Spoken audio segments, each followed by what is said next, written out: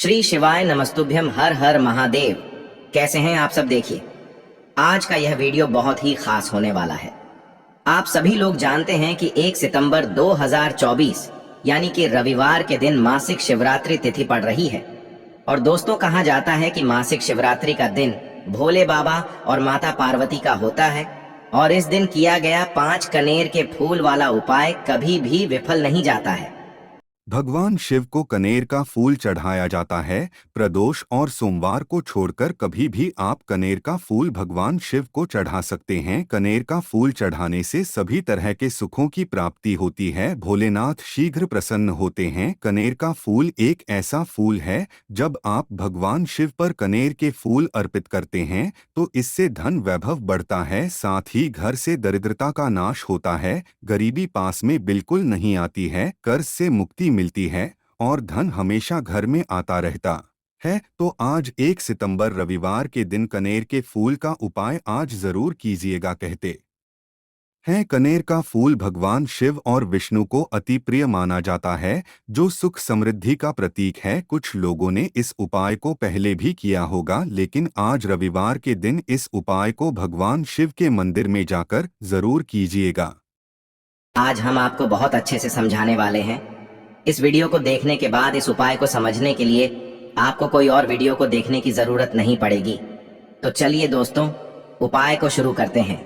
देखिए, यह दिन इतना खास होता है, इतना महत्वपूर्ण होता है।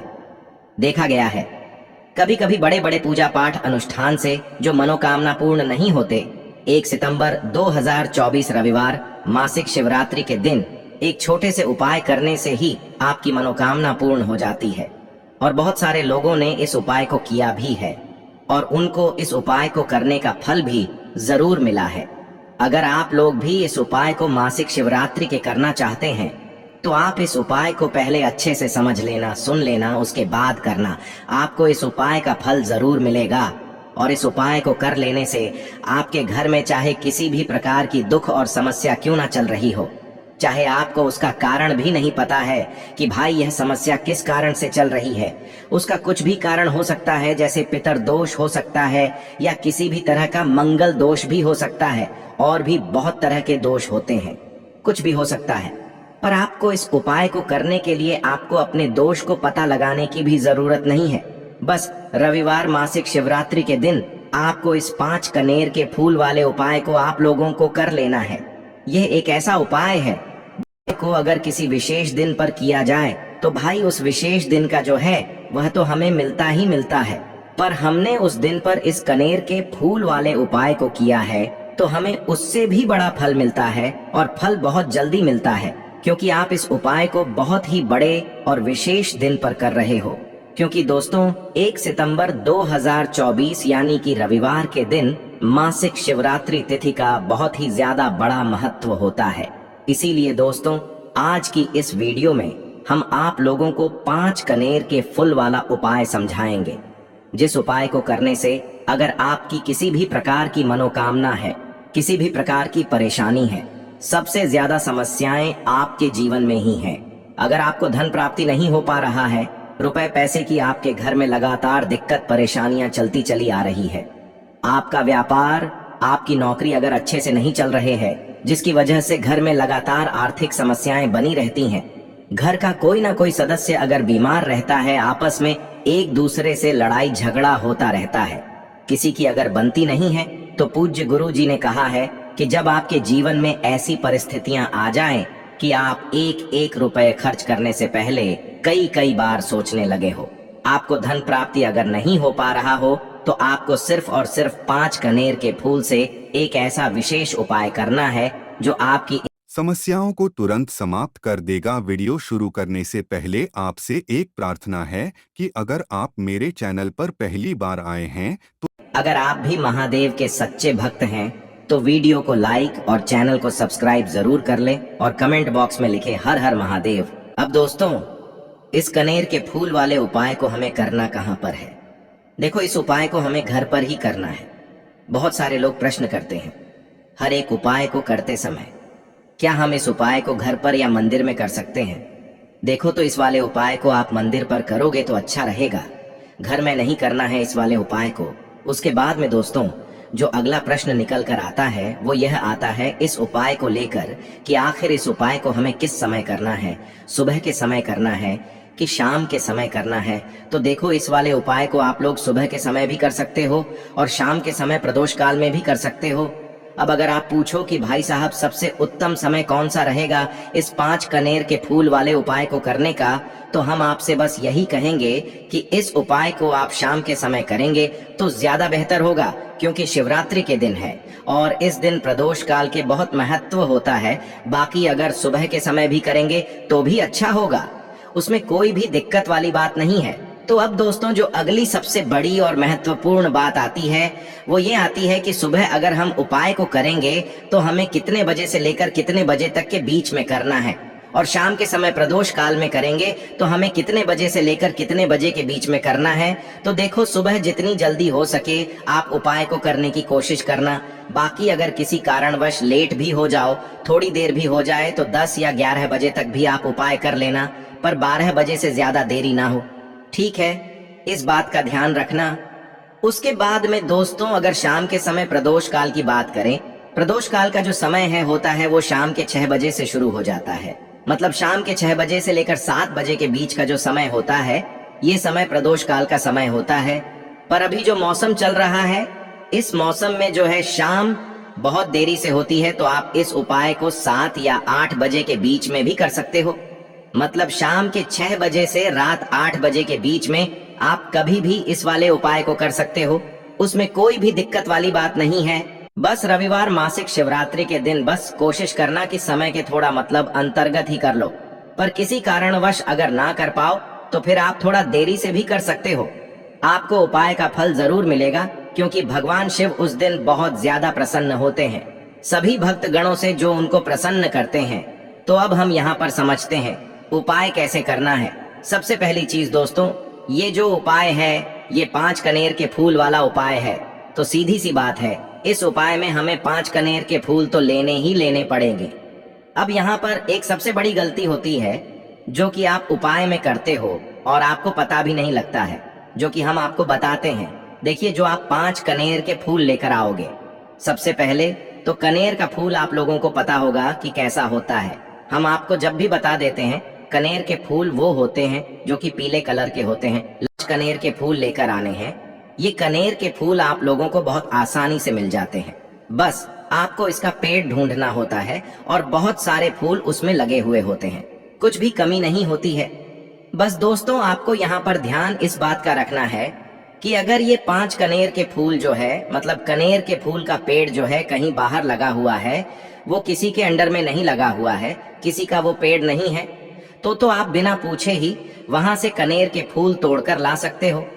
पर अगर कोई सा कनेर का पेड़ किसी के घर के अंदर लगा हुआ है और आपको वह कनेर के फूल उसके घर के अंदर से चाहिए, तो भाई उससे पहले पूछना कि भाई हम जो है आपके पेड़ में से 5 कनेर के फूल ले ले या कनेर के फूल ले ले। भाई पहले उससे पूछना, क्योंकि ये वाले जो 5 कनेर के फूल आप लोग ले रहे हो ये उपाय के लिए ले रहे हो, और भगवान शिव जी को उपाय जब हम करते हैं तो भाई पूर्ण रूप से जो है हम पूरे विधि विधान से करते हैं। तो इसीलिए अगर आप किसी के घर में के अंदर जो पेड़ लगा हुआ है कनेर के उस पेड़ से अगर ये फूल ले रहे हो, तो भाई पहले उस घर के मुखिया से पूछ लेना कि हम आपके पेड़ से कनेर के फूल ले लें। अगर वो बोल देता है तो भाई उसके बाद आप उसके पेड़ से 5 कनेर के फूल ले लेना। अगर कोई कनेर का पेड़ जो है ऐसे ही बाहर लगा हुआ है, खुले में लगा हुआ है, उस पर किसी का भी कब्जा नहीं है, तो भाई वो आप जो है बिना पूछे भी उस पेड़ में से तोड़ सकते हो। पर किसी के घर के अंदर लगा हुआ है तो वह उससे सकर ही 5 कनेर के फूल उसके पेड़ में से लेना। अब आपके पास 5 कनेर के फूल भी आ चुके हैं। अब दोस्तों कनेर के फूल के साथ में क्या हमें सीधा उपाय करना है या कुछ सामग्री भी लेकर जाना है? तो देखो मासिक शिवरात्रि के दिन कोई भी उपाय जब हम करते हैं तो सीधा हम उपाय जाकर नहीं करते हैं, उससे पहले हम भगवान शिव जी की पूजन अर्चना भी करते हैं। तो देखो अगर यह उपाय आप सुबह के समय कर रहे हो, प्रातः काल कर रहे हो, तो आप लोगों को अपने साथ में कम से कम 1 लोटा जल तो जरूर लेकर जाना है। मासिक शिवरात्रि का दिन रहेगा, वैसे ही माताएं बहनें अपनी पूजन सामग्री लेकर जाएंगी, तो उन लोगों के लिए कोई दिक्कत नहीं है जो प्रतिदिन शिव जी के मंदिर जाते हैं या मासिक शिवरात्रि के दिन अपनी पूरी पूजन सामग्री लेकर जाएंगे। भाई वो वैसे के वैसे ही लेकर जाए, ये बात उनके लिए है जो कुछ भी लेकर नहीं जाएंगे। भाई वो बस एक लोटा जल तो जरूर लेकर जाए। अगर वह इस उपाय को 5 कनेर के फूल वाले उपाय को कर रहे हैं, उसी के बाद में दोस्तों शाम के समय की बात करें तो भाई शाम के समय अगर आप लोग इस 5 कनेर के फूल वाले उपाय को कर रहे हो तो अपने साथ में एक गोल बाती का घी का दीपक जरूर लेकर जाना। जो घी का दीपक लोगे वो आटे का होना चाहिए। आटे का होने के साथ में उसके अंदर गोल बाती रखी जाएगी। वो गोल बाती आप अपने हाथों से बनाओगे तो ज्यादा बेहतर होगा। साथ ही में उस दीपक के अंदर जो चीज डालोगे वो डालोगे शुद्ध देसी गाय का घी। उसके अंदर शुद्ध देसी गाय का घी ही डालना, ना भैंस का डालना, ना मिलावटी बाजार का घी डालना। इस बात का भी आप लोग ध्यान रखना। अगर आपको उपाय का पूर्ण फल चाहिए तो भाई करना क्या है, देखो सुबह अगर उपाय कर रहे हो ना तो अगर 12 बजे तक भी उपाय करोगे तो भी कोई दिक्कत वाली बात नहीं है, आप कभी भी कर सकते हो। रविवार मासिक शिवरात्रि का दिन बार बार नहीं आता है, आपको पहुंचना है। सबसे पहले तो अपने घर के पास में जो शिव मंदिर हो, शिवालय हो, जहां पर शिवलिंग विराजित हो, वहां पर आप लोगों को पहुंच जाना है। अब वहां पर पहुंच करके सीधा हमें जाकर उपाय नहीं करना। हाँ, आपको पहले अपना शिव जी के मंदिर के अंदर प्रवेश करना है, भगवान शिव जी के दर्शन करना है। पहले आपको अपनी अपनी पूजन अर्चना करनी है। जैसे कि एक लोटा जल जो लेकर गए हैं भाई, वो एक लोटा जल चढ़ा दे। इसके अलावा जो भी पूजन सामग्री है, आपकी फूल धतूरा जो भी चीजें हैं, चंदन वगैरह, उन सारी चीजों से आप पूजन अर्चना कर सकते हो। पर जो उपाय के 5 कनेर के फूल हैं वो आप अलग ही रखना, वो उपाय के समय ही हमें लेने हैं। तो सबसे पहले आप अपनी पूजन अर्चना कर लेना, जैसे आप शिवरात्रि के दिन करते हो, शिवरात्रि के दिन करते हो, वैसे आप अपनी पूजन अर्चना कर लेना। इसी तरीके से शाम के समय है, शाम के समय जब आप अपने घर के पास में जो शिव मंदिर हो वहां पर पहुंचेंगे तो पहुंचने के बाद आप सबसे पहले अपना वह घी का दीपक जलाना। अब घी का दीपक जलाने में भी इस बात का ध्यान रखना, इस घी के दीपक को आपको अपने घर से जलाकर नहीं लेकर जाना है और मंदिर में जाकर ही जलाना है। और मंदिर में जाकर जलाओगे तो उसे अपनी माचिस से ही जलाना है। अब अपने घर से इस दीपक को जलाने के लिए अपनी माचिस को जरूर लेकर आना। अगर आपने मंदिर में किसी और की माचिस ले ली इस दीपक को जलाने में, तो भाई इस उपाय को करने का फल जो है उस व्यक्ति को भी मिल जाएगा जिस व्यक्ति की आपने माचिस ली होगी। इसलिए आप अपने घर से अपनी ही माचिस लेकर जाएं। उसके बाद में दोस्तों आप लोगों को एक बात का और ध्यान रखना है कि जब आप उस दीपक को जला दो, जलाने के बाद उस दीपक से आप चाहो तो आरती भी उतार सकते हो, अन्यथा कोई दिक्कत वाली बात नहीं है। आप उस दीपक को भगवान शिव जी के इतने पास मत रखना कि भगवान शिव जी को आंच लगे, थोड़ी दूरी बनाकर ही रखे। आप उस दीपक को जो है भगवान शिव जी के शिवलिंग के पास में मत रखना, क्योंकि अभी हम जो है भगवान शिव जी को प्रसन्न करने वाले हैं, तो इसीलिए जो है भगवान शिव जी को आंच ना लगे, इतनी दूरी बनाकर आप उस दीपक को रख दीजिएगा। जैसे ही आपकी पूजन अर्चना हो जाती है आप जल चढ़ा देते हैं, सुबह के समय गए तो जल चढ़ा देते हैं, पूजन अर्चना हो जाती है। फिर आप उसके बाद में भगवान शिव जी की शिवलिंग के पास में कहीं पर भी बैठ जाइए, सामने बैठ जाइए या आसपास बैठ जाइए। उसी तरीके से शाम के समय है, दीपक जैसे ही लग जाए तो भाई आप अपना उपाय को यहाँ पर कर सकते हैं। और उपाय को करने से पहले आप अपने वह 5 कनेर के फूल निकाल लीजिए, क्योंकि अब हम यहाँ पर उपाय को करने वाले हैं। उपाय को करने के लिए आप शिवलिंग के सामने भी बैठ सकते हैं, आसपास भी बैठ सकते हैं, कोई दिक्कत वाली बात नहीं है। अब हमारे पास 5 कनेर के फूल है, तो सीधी सी बात है कि इन 5 कनेर के फूलों को हमें 5 अलग अलग जगहों पर यहाँ पर चढ़ाने हैं। अब वो 5 अलग अलग जगह कौन सी है वो हम आपको बताते हैं। देखिए, अपने कनेर के फूल आप अपने सामने निकाल कर रख लीजिए।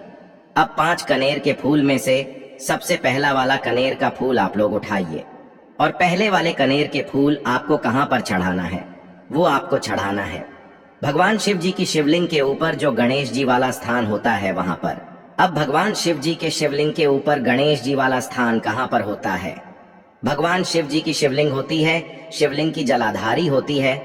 जलाधारी का जो राइट हैंड साइड होगा मतलब शिवलिंग की तरफ से खड़े होकर देखना कि भगवान शिव जी का सीधा हाथ कौन सा है, राइट हैंड साइड कौन सा है। उस राइट हैंड साइड पर आपको ये पहले नंबर का कनेर का फूल समर्पित करना है, और जो फूल का खिला हुआ भाग होगा ना, वो शिवलिंग की तरफ करके ही आप लोग जो है इस पहले नंबर के फूल को भगवान गणेश जी वाले स्थान पर समर्पित करना, जलाधारी के राइट हैंड साइड पर। अब दोस्तों निकाल लेना अपना दूसरे नंबर का कनेर का फूल। अब दूसरे नंबर के कनेर के फूल को आपको कहाँ पर समर्पित करना है? यह आपको समर्पित करना है भगवान कार्तिकेय जी वाले स्थान पर।